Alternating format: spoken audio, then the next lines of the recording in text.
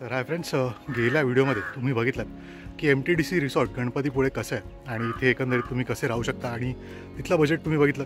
तर मी मेन्शन केलं होतं हे जे बजेट आहे ते थोडा हायर एंडला आहे. तर गणपतीपुळेमध्ये तुम्ही स्वस्त्यात कुठे राहू शकता आणि थोडे बजेटवाले ऑप्शन मी तुम्हाला आता या व्हिडिओमध्ये दाखवतो. तर गणपतीपुळेमध्ये आलात तर इथे बुकिंग नक्की करा. रूम आतून शूट करायला मिळाला तर मी नक्की करेनच, पण जर नाहीच मिळाला तर त्यांचे कॉन्टॅक्ट नंबर्स तुम्हाला व्हिडिओमध्ये दिसतील. तर व्हिडिओमध्ये त्यांना फोन करा आणि त्यांच्या रूमचे जे फोटो वगैरे आहेत ते व्हॉट्सअपच्या माध्यमातून मागवून घ्या आणि रूम आवडल्या आणि त्याच्यानंतरच तिथे बुकिंग करा. आणि नंतर मला तुमचा अभिप्राय किंवा ती एकंदरीत रूम कशी होती, सर्व्हिस कशी होती याची माहिती कमेंटमध्ये नक्की द्या, जेणेकरून आपल्या इतर सबस्क्रायबरनाही त्याची मदत होईल. तर आता काही बजेट ऑप्शन गणपतीमुळेमध्ये तुमच्यासाठी.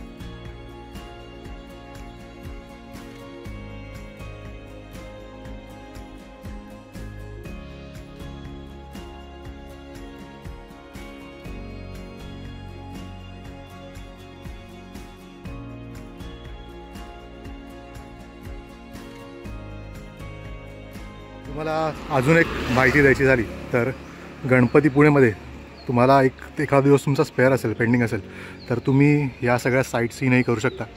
आणि इथे रत्नागिरी, मार्लेश्वर, गुहागर, कोल्हापूर दर्शन या सगळ्या टूर्स अवेलेबल आहेत आणि इथे तुम्ही त्यांची पर पर्सन प्राईजही बघू शकता. तर इथे तुम्ही एक दिवस आधी येऊन यांना कळवू शकता, हे त्यांचे नंबर आहेत. तर इथे ह्या फोन नंबर्सवर त्यांना कॉन्टॅक्ट करून बुकिंग करू शकता. तर हाही एक चांगला ऑप्शन आहे. जर तुमच्याकडे एखाद दिवस एक्स्ट्रा असेल तर तुम्ही ह्याच्यातली एखादी कोणतीही सहल टूर करू शकता.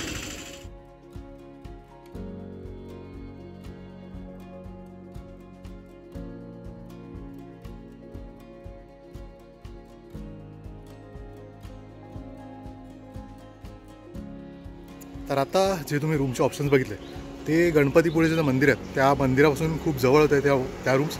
तर आता मी तुम्हाला काही दुसरे ऑप्शन दाखवतो. गणपतीपुळे मंदिरापासून एक कमीत कमी 5 ते 10 मिनटाच्या वॉकिंग डिस्टन्सवर ह्या रूम आहेत. गणपतीपुळेचं जे एक छोटंसं मार्केट आहे त्या मार्केटमध्ये ह्या रूम आहेत. थोडा प्रीमियम आणि चांगल्या लेवलच्या ह्या रूम आहेत, तर कॉस्टिंग थोडीफार वाढू शकते. तर आता ह्या रूम्सचे मी कॉन्टॅक्ट नंबर्स आणि जमल्यास ह्या रूमच्या रूम डिटेल्सही मी तुम्हाला दाखवतो. तर परत एकदा इथे बुकिंग करताना पहिलं ह्या रूमचे जे कॉन्टॅक्ट्स आहेत त्यांना फोन करा आणि व्हॉट्सअपच्या मार्फत त्यांच्या रूमचे फोटो मागवा. आणि जर तुम्हाला त्या रूम्स आवडल्या त्याच्यानंतरच बुकिंग करा आणि नंतर परत एकदा मला त्यांच्याबद्दलचे फीडबॅक नक्की कळवा.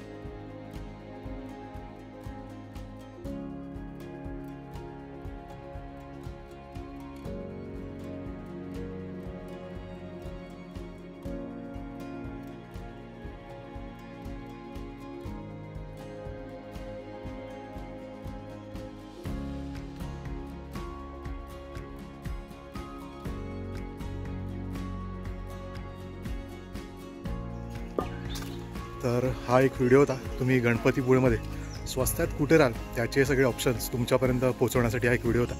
तर व्हिडिओमध्ये जे ऑप्शन्स दिले तिथे तुम्ही फोन करून त्यांचे फोटो मागवा आणि नंतर बुकिंग करा. प्राइजेस मी मुद्दामून इन्क्लूड नाही करत. बरेच कमेंट असतात की प्राइजेस सांग, तर प्राइजेस मी मुद्दामून इन्क्लूड नाही करत कारण सीझन वाईज प्राईस बदलतात. सॅटर्डे संडे आणि वीकडेच्या प्राईजही वेगळ्या असतात. तर मग मी एक प्राईस सांगेन आणि तुम्ही जेव्हा फोन कराल त्यावेळी तुम्हाला वेगळी प्राईस कळेल.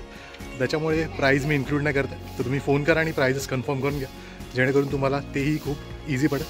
तर अशा प्रकारे तुम्ही गणपतीपुळेमध्ये या सगळ्या रूम्समध्ये राहू शकता. बरेचसे ऑप्शन्स आहेत. स्वस्तापासून खूप महाग ऑप्शन असे अवेलेबल आहेत. तर तुम्ही इथे फोन करून इथली बुकिंग नक्की करू शकता. तर असंच काही नवनवीन व्हिडिओज आणि नवनवीन जर्नीज तुमच्यासाठी घेऊन येईपर्यंत बघत राहा आपलं मराठी यूट्यूब चॅनल, त्याचं नाव आहे ट्रॅव्हल आणि बरंच काही. तर पुढचा व्हिडिओ येईल की तुम्ही गणपतीपुळेवरून गोव्याला स्वस्तात कसे पोहोचू शकता किंवा गणपतीपुळेवरून परत मुंबईला कसे स्वस्तात पोहोचू शकता, याचा पुढचा व्हिडिओ मी नक्की बनवण्याचा प्रयत्न करेन कारण बऱ्याच कमेंट्स आल्या होत्या. तर हाही व्हिडिओ तुम्हाला थोड्या दिवसात बघायला मिळेल. तर स्टे ट्यून आणि बघत राहा. थँक्यू. Good bye.